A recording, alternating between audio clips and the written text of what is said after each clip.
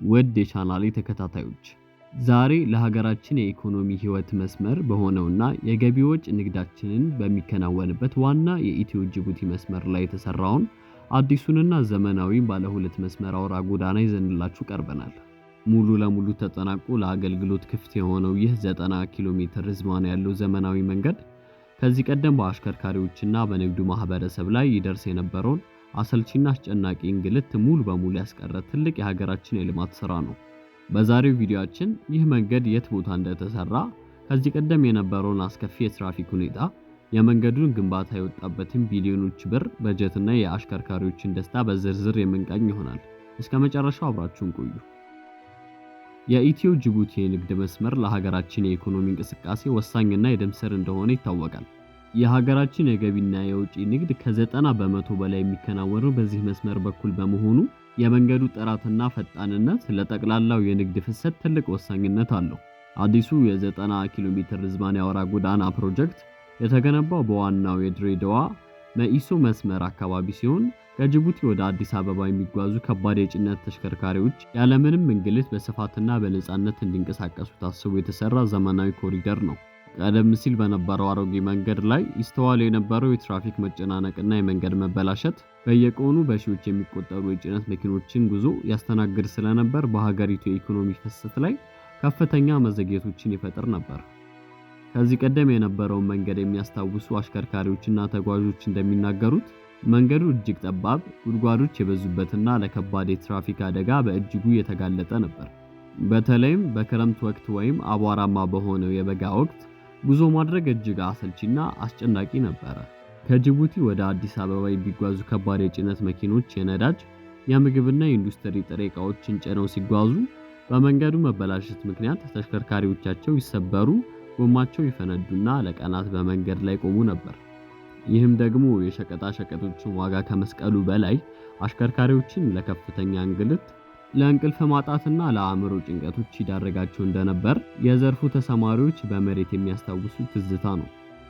ይህንን አስጨናቂ ሁኔታ በዘላቂነት ለመቅረፍና የሀገሪቱን የንግድ እንቅስቃሴ ለማቀላጠፍ የታለመው ይህ አዲስ የ90 ኪሎ ሜትር የኮንክሪት አውራ ጎዳና ግንባታ ከፍተኛ ትኩረት ተሰጥቶት ወደ ስራ ተገብቶ ነበር። የዚህ ግዙፍ የኮሪደር ፕሮጀክት ግንባታ በጠቅላላ ከ8.5 ቢሊዮን ብር በላይ ወጪ የተደረገበት ሲሆን በዓለም ባንክ የገንዘብ ድጋፍና በኢትዮጵያ መንግስት በጀት የተቀናጀ አቅም የተገነባ ታላቅ የልማት ስራ ነው። የወጣበት በጀት ከፍተኛ እንደመሆኑ መጠን የመንገዱ ጥራት ለረጅም ዓመታት ያለምንም ብልሽት አገልግሎት መስጠት እንዲችል ተደርጎ በዘመናዊ አስፋልትና የኮንክሪት ቴክኖሎጂዎች ታንጾ የተገነባ ነው።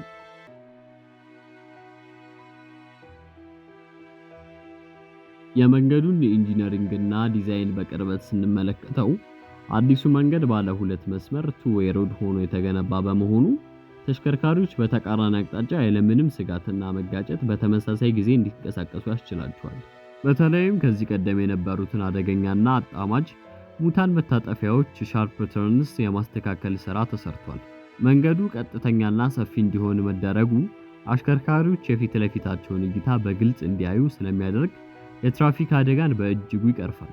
ከዚህ በተጨማሪ በመንገዱ ዳርቻዎች ላይ የተሰሩት የውሃ መውረጃ ካናሎችና የድልድይ መዋቅሮች በክረምት ወቅት የሚፈጠረው የጎርፍ መሬት መሸርሸር በመንገዱ ላይ ምንም አይነት ጉዳት እንዳያደርስ ተደርገው በጥራት የተሰሩ ናቸው። የዚህ አዲስ አውራ ጎዳና ትልቁ ጥቅም ተሽከርካሪዎች አንደኛው መስመር ለመሄጃ ሌላኛውን ደግሞ ለመመለሻ ሆኖ በግልጽ በመለየቱ የሚፈጠረው የትራፊክ ፍሰት ቅልጥፍና ነው። ከዚህ ቀደም በአንድ ጠባብ መንገድ ላይ የነበረው የፊት ለፊት ግጭት ስጋት አሁን ሙሉ በሙሉ ቀርቷል። ይህ የመንገድ ዝግጅት በተለይም ረጅም ርቀት የሚጓዙ ከባድ የጭነት መኪኖች የፍጥነት መጠናቸውን ጠብቀው እንዲጓዙ ያስችላቸዋል። አሽከርካሪዎች ቀድመዋቸው የሚሄዱትን ተሽከርካሪዎች ለመቅደም ኦቨርቴክ ለማድረግ አደገኛ ውሳኔዎችን መውሰድ አይጠበቅባቸውም። በዚህም ምክንያት ከዚህ ቀደም በዚሁ መስመር ላይ ይከሰቱ የነበሩት አሰቃቂ የትራፊክ አደጋዎች በእጅጉ የሚቀንሱ ሲሆኑ የጭነት ንብረቶችም ያለምንም ጉዳት ወደ ታለመላቸው ቦታ እንዲደርሱ ትልቅ ዋስትና ሆኗል። ይህ አዲስ የተገነባው መንገድ ለአሽከርካሪዎች የፈጠረው ደስታ እፎይታ እጅግ ከፍተኛ ነው። ከዚህ ቀደም የነበረውን አስጨናቂ መንገድ ለዓመታት ሲነዱ የቆዩት አሽከርካሪዎች አዲሱ መንገድ ከተከፈተ በኋላ ያለው የጉዞ ሁኔታ ሙሉ በሙሉ መለወጡን ይመሰክራሉ። ቀደም ሲል በነበረው መጥፎ መንገድ ምክንያት በአንድ ጉዞ ላይ እስከ 3 እና 4 ቀናት ይዘገዩ የነበሩ ከባድ መኪኖች አሁን ግን የጉዞ ጊዜያቸውን በግማሽ በመቀነስ በጥቂት ሰዓታት ውስጥ ወደ ታለመበት ቦታ መድረስ ችለዋል። በዚህም ምክንያት የመኪና አካላት ብልሽት፣ የጎማ መፈንዳትና የነዳጅ ብክነት በእጅጉ በመቀነስ የአሽከርካሪዎች የሥራ ጫናና እንግልት ቀርቶ በደስታና በምቾት ስራቸውን እንዲያከናውኑ አድርጓቸዋል። የዚህ የ90 ኪሎ ሜትር ዘመናዊ አውራ ጎዳና መጠናቀቅ የሀገራችን የወደፊት የኮሪደር ልማት ፕሮጀክት ስኬታማነት የሚያሳይ ትልቅ ማረጋገጫ ነው። መንገድ የልማት ሁሉ መሰረት እንደመሆኑ መጠን ይህ ፕሮጀክት የቀጠናውን የኢኮኖሚ ትስስር አዲስ የእድገት ደረጃ ላይ ያሸጋግረዋል። በአሁኑ ወቅት በመንገዱ ላይ የሚደረገው እንቅስቃሴ እጅግ ሰላማዊ፣ ፈጣንና ደህንነቱ የተጠበቀ በመሆኑ አሽከርካሪዎች ያለምንም የስነ ልቦና ስጋትና እንግልት የዕለት ተዕለት የትራንስፖርት አገልግሎታቸውን በሙሉ አቅም እየሰጡ ይገኛሉ። በአጠቃላይ ከ8.8 ቢሊዮን ብር በላይ ወጪ ተደርጎበት የተገነባው ይህ ዘመናዊ የኢትዮ ጅቡቲ ባለ ሁለት አቅጣጫ አውራ ጎዳና የሀገራችንን የንግድ ፍሰት ከማፋጠኑም በላይ ለአሽከርካሪዎቻችን ትልቅ የምቾትና የደስታ ምንጭ ለመሆን በቅቷል። ስለ ኢትዮ ጅቡቲ የኤሌክትሪክ ባቡር አስደናቂ እውነታዎችን ስንመለከት የተሳፋሪው ባቡር በሰዓት እስከ 120 ኪሎ ሜትር የሚጓዝ ሲሆን የጭነት ባቡር ደግሞ በሰዓት እስከ 80 ኪሎ ሜትር የመጓዝ አቅም አለው። ይህ ማለት ቀደም ሲል ከነበረው የጭነት መኪኖች እስከ 3 እና 4 ቀን ይወስድ የነበረውን የጭነት ማጓጓዝ ባቡሩ በጥቂት ሰዓት ውስጥ ብቻ አጠናቆ እቃዎችን ከጅቡቲ ወደ አዲስ አበባ ማለት ቀደም ሲል በከባድ የጭነት መኪኖች እስከ 3 እና 4 ቀን ይወስድ የነበረውን የጭነት ማጓጓዝ ጉዞ ባቡሩ በጥቂት ሰዓት ውስጥ ብቻ አጠናቆ እቃዎቹን ከጅቡቲ ወደብ ወደ አዲስ አበባ ሞጆ የደረቅ ወደብ ማድረስ ያስችለዋል።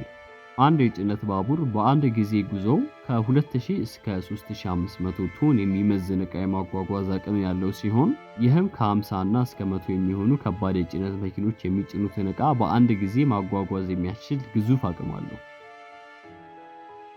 የዚህ የባቡር መስመር መኖር የመንገድ ትራፊኩን ጫና በእጅጉ የቀነሰው ሲሆን በተለይም እንደ ነዳጅ፣ ስንዴ፣ ማዳበሪያና የኢንዱስትሪ ጥሬ ዕቃዎች ያሉ በብዛት የሚጓጓዙ አገራዊ ቁሳቁሶችን በሰዓትና በቅናሽ ዋጋ ለማጓጓዝ ትልቅ ድርሻ ተጫውቷል። የባቡር ትራንስፖርቱ ከአዲሱ የ90 ኪሎ ሜትር የድሬዳዋ መኢሶ አውራ ጎዳና ጋር ሲቀናጅ ደግሞ ለሀገራችን የንግድ ስርዓት ድርብ አቅምና ዋስትና ሆኗል። ባቡሩ ግዙፍና ከባድ ጭነቶችን በፍጥነት ሲያጓጉዝ አዲሱ አውራ ጎዳና ደግሞ ተከታታይና ተወጣጣሪ የትራንስፖርት ፍሰትን ያረጋግጣል።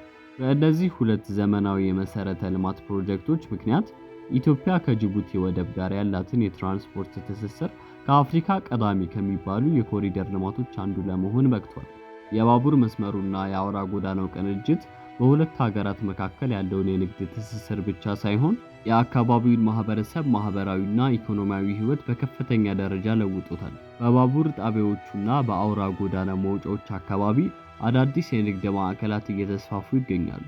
በተጨማሪም የኤሌክትሪክ ባቡር አጠቃቀም ለአካባቢ ጥበቃና ከአየር በካይ ጋዞች ነፃ ለሆነ አረንጓዴ የትራንስፖርት ስርዓት ትልቅ አስተዋጽኦ ያለው በመሆኑ ሀገራችን በነዳጅ ግዢ ላይ ታወጣ የነበረውን ከፍተኛ የውጭ ምንዛሬ በከፍተኛ መጠን እንዲቀንስ አስችሏል። በአጠቃላይ እነዚህ ሁለት ግዙፍ የልማት ፕሮጀክቶች በ8.5 ቢሊዮን ብር የተገነባው አዲሱ የ90 ኪሎ ሜትር አውራ ጎዳና እና በሰዓት 120 ኪሎ ሜትር የሚጓዘው የኤሌክትሪክ ባቡር የኢትዮጵያን የወደፊት ልማት ጉዞ የሚያፋጥኑ ሁለት ዋና ዋና የልማት ክንፎች ናቸው። ውድ የቻናሌ ተከታታዮች በዛሬ ቪዲዮአችን የሀገራችን የኢኮኖሚ ህይወት መስመር የሆነውና በ8.5 ቢሊዮን ብር በጀት የተገነባውን አዲሱን የ90 ኪሎ ሜትር አውራ ጎዳና እንዲሁም በሰዓት 120 ኪሎ ሜትር የሚጓዘውን የኢትዮ ጅቡቲ ኤሌክትሪክ ባቡር አቅምና ጥቅም በስፋት ተመልክተናል። እነዚህ ሁለት ግዙፍ የመሰረተ ልማት ፕሮጀክቶች ተቀናጅተው መስራታቸው የነበረውን አስጨናቂ እንግልት ከመቅረፉም በላይ ለንግድ ስርዓታችን ትልቅ እፎይታን አምጥተዋል። የዛሬው መረጃችን ከተመቻችሁ ላይክ ማድረጋችሁን አትርሱ። እንዲሁም ስለዚሁ የኮሪደር ልማት ያላችሁን አስተያየት ከስር በኮሜንት ላይ አካፍሉ። ለቻናሌ አዲስ የሆናችሁ ደግሞ ወደፊት የሚለቀቁ አዳዲስ የሀገራችን ሜጋ ፕሮጀክቶችና የልማት ስራዎች የሚያሳይ ቪዲዮ እንዳያመልጣችሁ ሰብስክራይብ በማድረግ የደወል ምልክቷን ይጫኑ። ስለተከታተላችሁኝ ከልብ አመሰግናለሁ። በሌላ አስደናቂ ቪዲዮ እስከምንገናኝ ድረስ ደህና ቆዩ። ቻው።